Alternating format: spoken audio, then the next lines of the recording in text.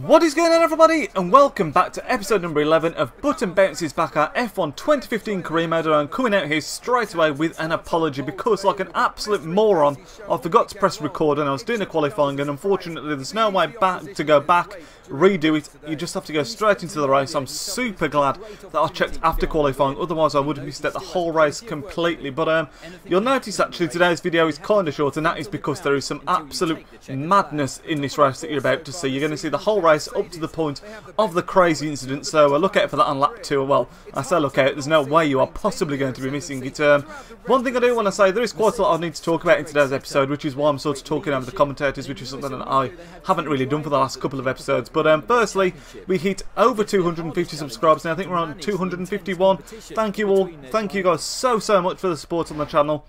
I know I do mainly FIFA, but a lot of you have taken really well to the F1 series as well. And for everyone that's subscribed recently, for everyone that's been subscribed for a long time, thank you so much. Your support means the world to me. I really want to do some sort of milestone video. I was thinking of doing like a setup video. I don't know if that's something that you guys would all want to see, but let me know what you want me to do. I don't particularly want to do a Q&A because I want to save that for a bigger milestone, but as I'm saying this in the background, you can see the race is about to start. Jeff the engineer actually tells us to go incautious into the first corner, but when the computer leaves it that wide open, you cannot turn it down. And what an incredible start we had, which is what makes this race all the more bitter when the incident comes along. We're up to position number 3 on the podium straight away. Spa as well, if I haven't already mentioned, is one of my favourite, in fact it is probably my favourite track on the entire F1 calendar, so if we could get a good finish here it would be superb. But if you don't know Spa well at all, it is just such a fast track. This is a great example of it here. This one humongous straight, small kink in it, but still an extremely long straight. We get taken by Raikkonen, dive in to try and get it back and actually come into a little bit of contact there. Completely my own fault.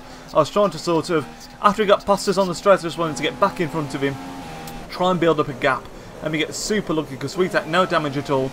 He drops back a bit and this puts us into a really nice position, but you'll see how quickly they all catch up to me because A, the track is just so quick, and B, I don't particularly have a fantastic lap either. But while this lap's playing itself out now, as you can see I go wide there, like I say, let me know what you'd like to see me do. I don't particularly want to do a Q&A like I've just said because I'd want to save that for a bigger milestone, but if it's something like a setup video, I mean, I'm more than happy to do that. I just don't want to do one if it's not something that you guys want to all see. I'll probably mention this in my next FIFA video as well, because I know there's some subscribers that watch FIFA, some that watch F1, not everyone watches both. So let me know what you think about that in the comments down below. Also, if you are still enjoying this series as well, make sure to throw a big thumbs up and subscribe to the channel as well if you are new already. Help us keep on growing. But yeah, like I said, Spa, a track that I really like, always going to be one that we struggled on. We actually did really well in qualifying to get 7th. Actually, I was extremely, I hung on to that word a bit too long, didn't I? I was extremely happy, sorry, to get 7th place. I mean, for a lot of the qualifying lap, we were actually in the sort of top 5, but then that final straight that you've just seen us come down there,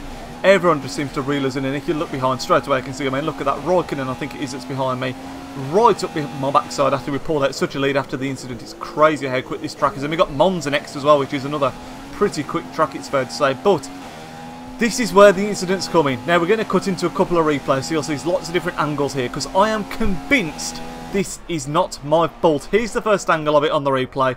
You can see we're coming down the straight now, we're not doing anything wrong, we're going in a straight line, and we just get absolutely taken out by Raikkonen, who appears to just sideswipe us, and then drifting across the track there's yet more chaos when Grosjean flies into us. That's not the best angle to see what's going on, to be honest, but here you can see it from Grosjean's point of view.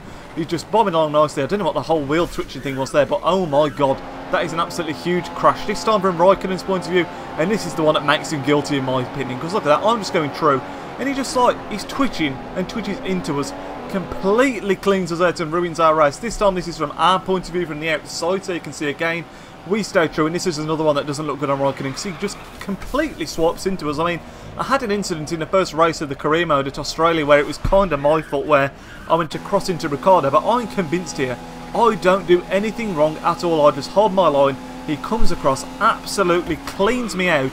Let me know what you think of that in the comments down below. Like I say, I am absolutely certain that is not my fault. I don't feel I did anything wrong at all there, but absolute chaos, ridiculous scenes as you can see there, and unfortunately we went from being in a good position. I don't think we'd have ever finished there, but we would have easily been in the low end of the points, I think, and we've lost out on that now.